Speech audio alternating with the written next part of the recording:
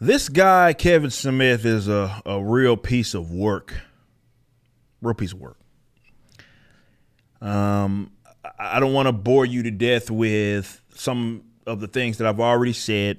We know that he's actually legitimately lied about what the focus of this Master of the Universe. It was a bait and switch. We've done the videos. We talked about that. But him kind of doubling down in the ways that he has done in his podcasting has been a very interesting take. And I know in the last video, I think the title was "He's a Liar," which he did lie. Kevin Smith was, and in parentheses I said, and he might be a hack or something like that. And I think maybe with this video, it proves exactly that. So So we have a series. Big shout out to Steph from My Nerdy Home, grabbing some of these clips for me. Again, I have to be logged out of Twitter because I am banned from Twitter. And he got a bunch of clips of, she got a bunch of clips of just Kevin Smith saying some interesting things. So we're going to listen to these, watch some of these together. Maybe watch all of them. We'll see. And let's listen to what the man had to say. And I'm going to chime in on everything. This is why I never worried about people are going to hate the show, because my bosses were two of the biggest Masters of the Universe fans on the planet. So over at Mattel Television, the guy that hired me, Rob David, he's not just a suit at Mattel. He has been writing Masters of the Universe comic books for DC for the last 2 years, Attorney of War, shit like that. This is why I never worried about basically his claim here is him saying that he never was worried, because though he was worried, clearly he was. That's why he took some issues with what Clownfish TV was saying. And he's saying that the guys that are above him are the biggest Masters of the Universe fans, which is what it is, because he has already stated that he was never a He-Man fan, though somehow he gets to be a part of this project. I mean, he literally states that he had no love for He-Man. And all this does is just reassure what I've long said about many guys that work in this industry, and Kevin Smith included, where they get to be attached to brands and things like that. They have zero connection to in terms of its source material or anything like that. Yet they get to be showrunners, producers, creative directors, and in charge of the direction that a lot of these things go in. Let's continue on. How we do it in episode 1 is he gives his fucking life. He sacrifices his life. Now, I've been accused of lying for saying that I'm like, He-Man does no stepping aside. If He-Man giving his life for the entire universe is stepping aside, then Tony Stark stepped aside. Jesus Christ stepped aside. It's a messianic moment. And if you follow, and this classic literature, the hero's arc, bless you, it's where the hero has to go. Eventually, you have to sacrifice. First of all, you don't have to kill off a character. That is a myth. I don't know where these bad writers get to where they have to use death as a gimmick in order to be able to grow the character. This is what I think a lot of people have a doubt. Even DC and Marvel did this back in the Gap, where they use death as a gimmick. And acting as if everybody has to do that. You can't have a prominent character that can exist for an extended period of time. That's horse crap, and that's basically you guys admitting that you don't know what it is that you're doing. And what he did here, and what I have an issue with, is the gaslighting. See, it's not just what you did here, and that you said that, okay, yeah, he stepped aside, and basically he's specifically referring to the message that he responded to Clownfish. When Clownfish TV, they said that the insider said that would be happening, and that the show would be more so focused on Teela. Now he's trying to play this fucking semantic game and basically saying, well, stepping aside isn't killing the person off and all of this sort of stuff, but completely dismissing the fact that you said that the show focus was not about Teela, it was about He-Man.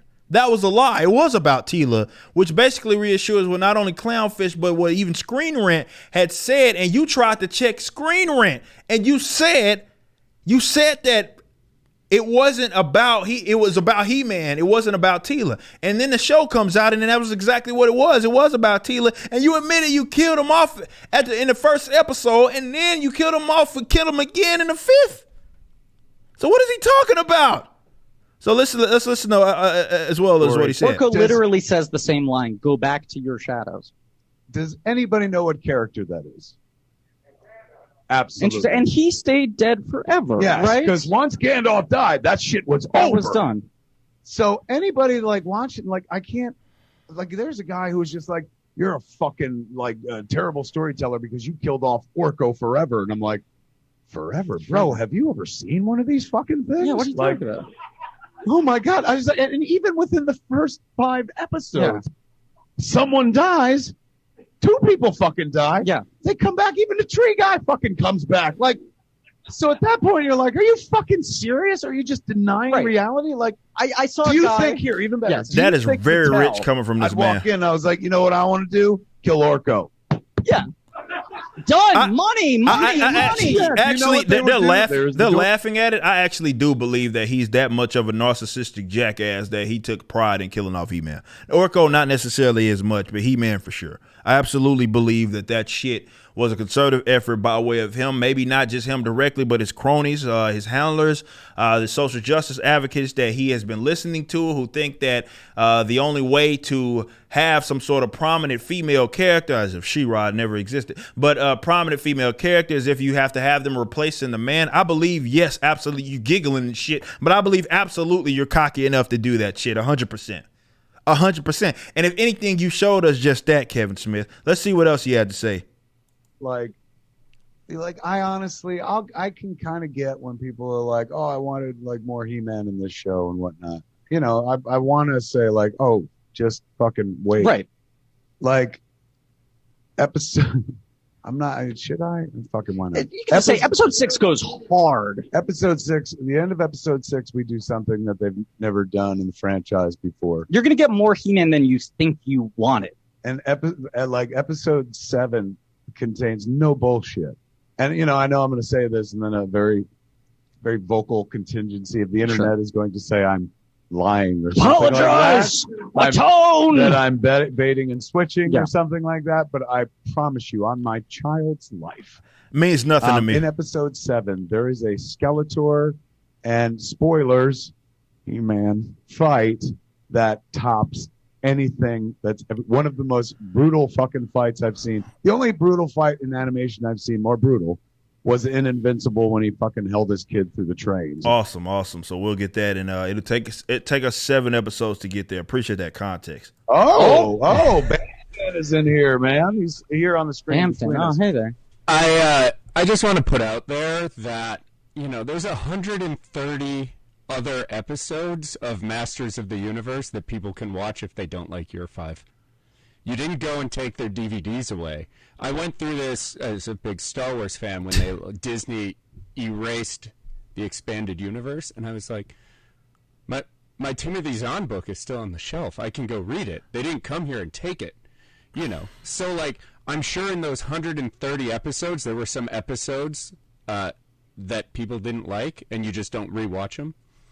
You know, there's a ton of He-Man out there, and that's awesome.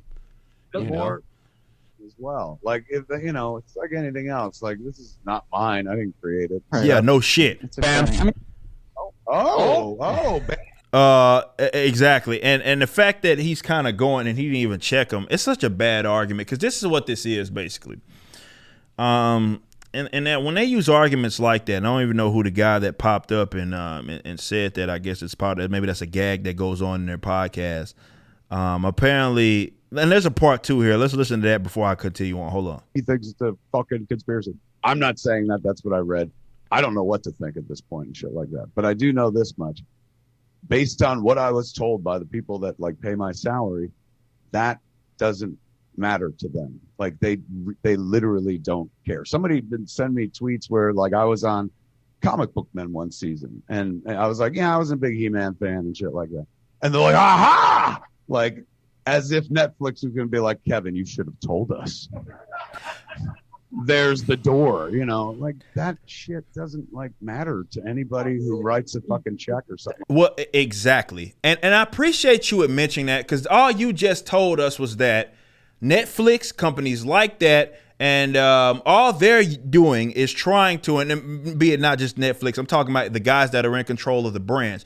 you are basically admitting everything it is that we have said about you. And that is that you take shit that is recognizable. You tell stories that don't even make any fucking sense. You have zero connection to it. You have zero passion to it. And because they're not connected to it either, even albeit maybe loosely, or rather they care about this more than anything else, your pockets is laced up either way it goes. So you're admitting to us that that's exactly what it is. That shit doesn't matter. I mean, how many times have I said this on this channel? Y'all don't care about this material like that. It doesn't matter. This is why we get so many goofy versions of it. And to the argument that the guy made before, like that's a non-argument.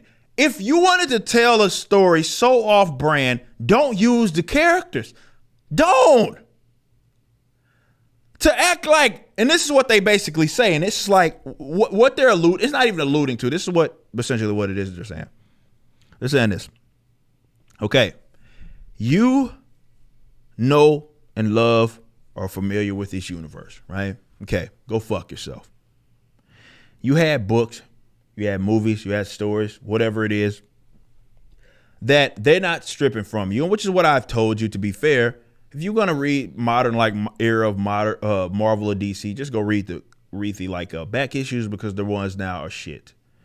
But that doesn't make what you're doing or what it is that you're saying any more justified, because you're basically telling us to go fuck ourselves, or telling the fans, the supporters of this brand, to go fuck themselves, because you want to tell whatever story, and it's like, well, we must accept it because the old material exists. And this is that consume pig culture that we have here. And that is that these weirdos think that they can do whatever it is with things that you are familiar with, run it into the ground, tell off-brand, just really weird stories, even if it means ruining certain characters, even if it means baiting and switching, even if it means sitting up here and lying. You get to do that. And because, well, it's different, and the other stuff still exists, these people must accept it and not be able to criticize you. Like that. So Yeah. you can like rumble, young man, rumble, by all means. I was 20 once and I fucking hated things as well. So and pop off as much as you like. Come at me on Twitter. My Twitter stream is like, honestly, but 95% love fest of people who are like, this is Yeah, I mean, amazing. that's what Very Twitter is. complimentary. That's what Twitter I is. thank They'll all do those anything. people. And then 5%. They'll like you ruined anything my what you want to childhood, do. You're a cuck. Fucking a lot of very derogatory, and then some people who aren't even derogatory, who just write long tweets about how I ruined it and stuff like that. Long, thoughtful tweets. So in that stream, it's still positive. Like it's like I'm like, other than me going like, oh my god, this Uproxx article, and reaching out to the powers that be. The moment that they were like, oh, what are you doing? Like, don't worry about it. Suddenly I got to kick back and like literally enjoy it. Yeah, because you got paid, dude. You're good, man. Let's listen. They it's the Streisand effect. That's absolutely right. There's an articles talking about this review bombing. I have nothing to do with the articles. I retweeted the one article and I said, like, oh, at least we're in good company. They did this to the boys and Captain Marvel. They didn't do it to the boys. That never happened, man. I don't know why he keeps bringing it. Boys, because they were putting out one episode a week, and Captain Marvel, like, why would you compare yourself to that? If those are your two, fucking rocks you're standing on, you're fucked and shit like that. So, when people hate a thing, they fucking find a way to defeat you on every point and every turn. And so, gaslighting. They were acting like I said that we'd been review bombed. I was literally fucking quoting an article that was up. That review bombing thing, like it was so weird because I'd been a witness to it from the outside in other occasions. I remember when that happened to the boys, and I was like, how strange. That didn't happen to the boys, man. Never did I thought we'd be at the epicenter of it, but there we were and stuff. And so naturally, I was like, oh my God, what does this mean? Like, is it going to bum anybody out, or are we going to fucking be in trouble? And the folks upstairs, like, put it on Front Street. And this is not me being a dick, man. This is just me kind of explaining, like, how counterproductive it is to go all in against something you hate. Their reaction was like, Kevin, this is amazing for the show. And I was like, yeah, but all these people are mad. They were like, yes, it looks like about 5,000 to 10,000 people have written nasty things. And they were like, but we have 210 million subscribers. And I was like, oh, so mathematically we're safe? They're like, safe as kittens. So like you can do it. And I ain't trying to stifle anybody's freedom of speech. Absolutely. Go ahead and stuff. But it won't do what you think it's going to do. Yeah. I too, like them, was like, oh my God, this is a bad thing. And they were intending to do a bad thing. And I'm not saying it's a nefarious plot or bots and shit, but all the people, like, it's a little suspect that are, we're, what is it called? Fucking certified fresh. Yeah. And then our audience rating is like in the total. How is that suspect? How is that suspect? Like, these guys cannot get the fuck over themselves that the paid access media could dare think fond of something, and the actual audience or people that were looking forward to this, not the guys that are spite liking the shit. I'm talking about the actual audience can't like your shit. How is that weird? How is that weird? Like, you think they are representative of, and I'm asking this rhetorically because you must be stupid enough, Kevin Smith, to think that. You think that these fucking weirdos that again, whose bacon actually rests upon not ruffling too much feathers with certain studios. You don't think we know that these assholes are paid under the table in some capacity? That there would be a disconnect between them and the audience? What else this guy had to say? Not only that, I mean, they're putting the spoiler. Oh, yes, internet, please, yes, internet. While I was sitting there going like, oh shit, they're going to start talking about this, over here is a conversation that I can address. Like, that's like where they're like, hey man, I hear He-Man steps aside, Tila, has a girl, all the things I said. So I was like, I can answer this. And maybe take attention away from this over here. And mercifully, that never got louder. Yeah. Like, nobody ever knew. So that when the first episode played for people, they were surprised. Yeah. So I hope. I mean, some far too surprised and very vocal about it on Twitter. Not only that, I mean, they're putting the spoiler. Oh, yes. So he's talking about people want to see the story unfold. You don't want to preload those expectations. You got to get tricky with your words to be able to weave around these traffic cones. And I didn't even think I was tricky with the words. I literally said, Tila does no stepping aside. I think you were, She has a friend who's a girl, but not a girlfriend. She does not wield this sort of power. Right. I'll just tell you right now, man, fucking, this is another spoiler. And Netflix is going to be like, shut your fucking mouth. But she never wields the sword, ever, in any of the episodes. That's like, so everything. What's up with this gaslight, man? It's honest fucking truth. And a bunch of people are like, you better apologize for lying. I'm like, I didn't lie. Yes, you did. All right, man. Let me get this real quick. I'm gonna tell you how he fucking lied. Like, because I'm getting sick of this shit.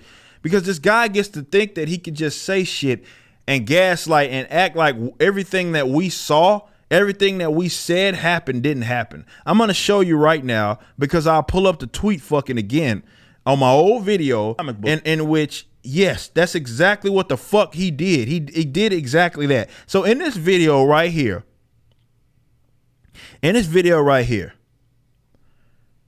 which you're watching me watching myself, and I'll read the tweet out because Screen Rant basically said exactly that the show more so was going to be centered around Tila. This is what it says. He says, with all due respect, I've read every script for our shows and viewed 4 amazing animatics. While Tila is present, as she's always been in the Masters of the Universe adventures, and she plays a big role, our series is literally all about He-Man. No, it wasn't. He lied. That right there was the lie. So let's get this fucking shit straight. Not trying to weasel your way around or stepping aside versus not being there and trying to argue semantics. That right there was the lie, Kevin Smith. That was the lie. You lied right there because no, it was about Tila. It wasn't all about He-Man. It was about Tila. You see, I was willing to, I've said before that I thought this guy was overrated, Kevin Smith. I think he just was one of the guys that paid lip service a lot, that had, grew by way of, let's say,